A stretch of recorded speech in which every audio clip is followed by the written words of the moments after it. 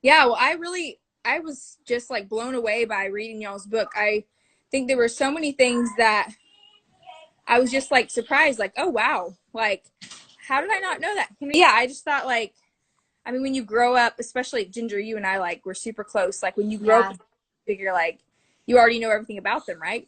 But there were so Mhm. many different things that just I feel like I learned. Yeah, I think it was great to just like I think even read you opening up about your journey with like eating disorder.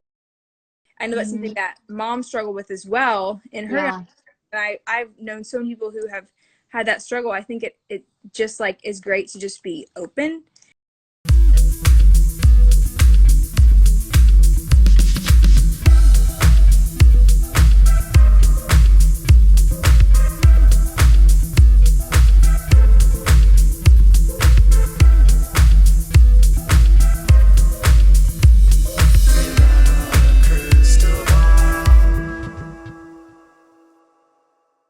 Hey guys, it's Katie from Without a Crystal Ball. Welcome back to my channel. It's been a few days. There's so much to talk about today, and one thing we're going to talk about is Jessa Seewald popped up on an Instagram live with Ginger and Jeremy to talk about their new book.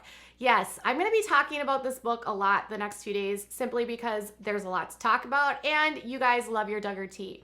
I'm also going to maybe start jumping into some controversy with Rachel Hollis, another blogger in the Christian sphere. If you're interested in a deeper dive or even just in the nonsense surrounding Rachel, because I can't believe I just found out about her, tell me in the comments below. But let's start off here and talk about Jessa. Jessa Blessa, the #1 promoter of Duggars, was on an Instagram live with Ginger and Jeremy last night, and they were talking about the book.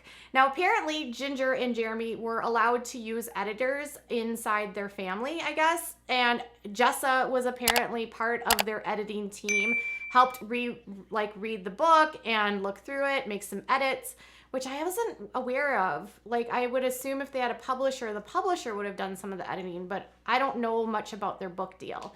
So Jessa helped them with some of the editing or some of the proofreading, and she also shared some of her thoughts about the book.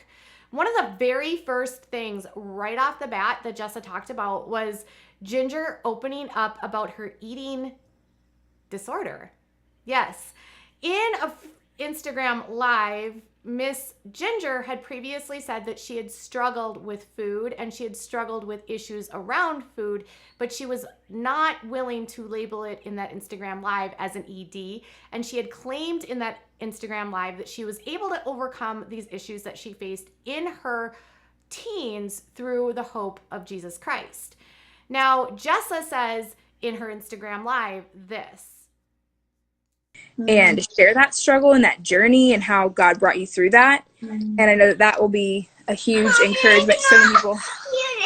So yeah, I really enjoyed just reading more of your perspective. I mean, I knew that that was something that you would struggle with in Mhm. your teen years and such, but there was just so much more depth in like how the Lord brought you through. And so I So Jessa says that she was aware that that Ginger struggled with this ED, and she was aware that she struggled much like her mother had struggled with one too. Now, Michelle has been open about her child, like when she was a teenager, she battled with binging and purging.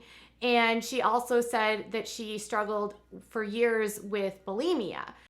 I ended up starting a bad habit of making myself get sick after I would eat, especially if I had more food than I felt like I should eat, and it was destructive for my health, my life. With bulimia. So I'm not sure what the specific ED we are talking about in relation to Ginger. I'll have to just wait until I get the book. I'm hoping to get that later today. So she basically says, like, I know that mom and you have had this struggle, and I think it's really great for you to use your platform to share with other people not only your struggles with this, but also how you were able to get through this through the love of Christ and through the hope of Christ. Right off the bat, I have to wait until this book comes out. I am on their launch team and I should be getting early access to it today according to an email I received from them. But my concern and my thing right off the bat is I'm really grateful to anyone that wants to openly share any struggles that they've had, particularly anyone that's in the public eye that has struggled with issues of perfectionism or being criticized and feeling like you have to fit a specific mold. It's extremely hard, I would imagine, for any of these girls to grow up in the public sphere, like scrutinized down to like the clothes they're wearing, the eyes rolls they make, the funny faces they make, and then criticizing, you know, the size that they are. They were kids. They didn't really, you know, ask to be on the show. The show was sort of pitched to them by their parents, and their parents convinced them to do it because, hey, it was going to get them more followers for God, which is kind of what their motive was. So I would imagine that pressure and being in your very formidable years can put a lot of stress and anxiety on you. And then you couple in everything with that culture of, you know, women looking a particular way for their men. It sort of compounds all of that. The sad thing to me is that my concern is what kind of help she might have received for this, which has not been discussed. Now, Jill Dillard, her sister, has probably been the only person that's talked about using psychologists or traditional therapy with a licensed psychologist to help with her issues. Jinger and her family don't believe in that, and Jeremy doesn't believe in that. So I struggle to understand how she was able to overcome a very significant disorder without professional help. I don't know what professional help she may or may not have received here, but if it's through God, I'm not sure that God can actually cure that. At least I don't think so. So this could be something that parlays, and I'll be able to give you more details, but I thought it was interesting that Jessa right off the bat even called it out for what it was, where Jinger had been less willing to do so. Another nugget that Jessa dropped in this live stream was this. She said that it was interesting that in the book they talked about how Jinger actually wanted to call off their relationship. Now, in a previous interview with Us Weekly, Jinger and Jeremy were not super willing to go into the situation about what happened between them. But apparently Jessa had no problem spilling all of the tea. She claims that at some point in time before they really started courting, Jinger had second thoughts and really did not want to move forward with the relationship. Apparently, this made Jeremy very distraught. And she says that Jeremy and Ben took a walk through a cemetery to talk through all of the discontent he had and all of the sadness he had and all of the sort of angst that went through this relationship not actually working. Ginger even admitted relationship. And You know firsthand because y'all, if you hadn't met him. Yeah. Well, I think like at the point where like you really liked him, but it was like there were a few holdups with like, you know, mom and pops giving their approval and all that, and then it was like, yeah. Dated, then you started being like, well, I don't know.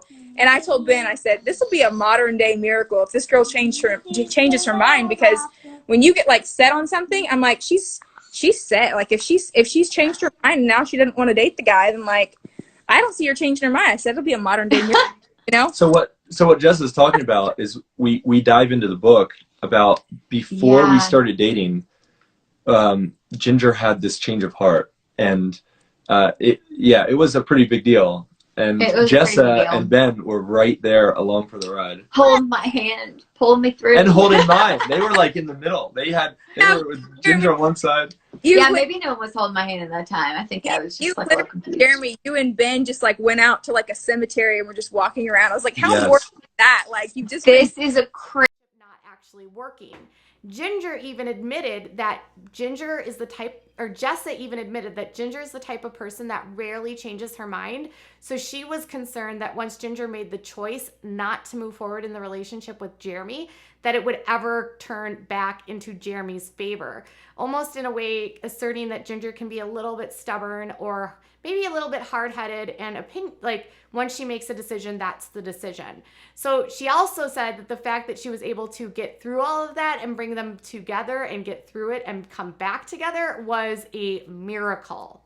So it seems as though that Ginger's and Jeremy's relationship was very intertwined with Ben and Jessa, and it also kind of makes me wonder, like, what role did they play in sort of pushing her along into that relationship, or if they were supportive of her not wanting the relationship, which also makes me wonder Was Jinger really able to stick to her decision to not want to be with Jeremy, or did she have all these outside forces sort of saying, well, why wouldn't you want to be with Jeremy? He's great.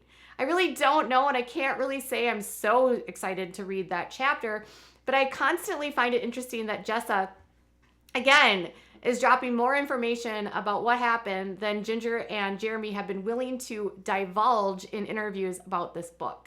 Jessa is spilling tea about her sister, that she had an eating disorder, and that Jinger literally did not want to be with Jeremy, but that it was through counsel and sort of a push by Jessa and Ben that the two were sort of able to come back together and save the relationship. Do you think that that's overstepping, or do you think they were being a good sister and brother-in-law? I mean, one aspect could be Jessa being like, hey, you know, he has so many of the qualities that you need. Perhaps he was a good fit for Jinger, and maybe she was just being apprehensive. Maybe some of her experiences growing up on television made it hard for her to trust people, and maybe she found it difficult to trust Jeremy. We won't really know all of the details until we see the book. So it could just have been some really simple reason for why she was doubting the relationship, and them kind of saying, hey, it's not that big of a deal. You guys really like each other. Or could it have been something more dramatic for why she didn't like Jeremy? Could have his arrest history, his drinking history, his kissing girls history, could that have been a red flag that she just didn't want to walk with or go down the road with? I'm not sure. But Jessa was spilling the tea. Tell me what your thoughts are about all of this in the comments below. Bye, guys.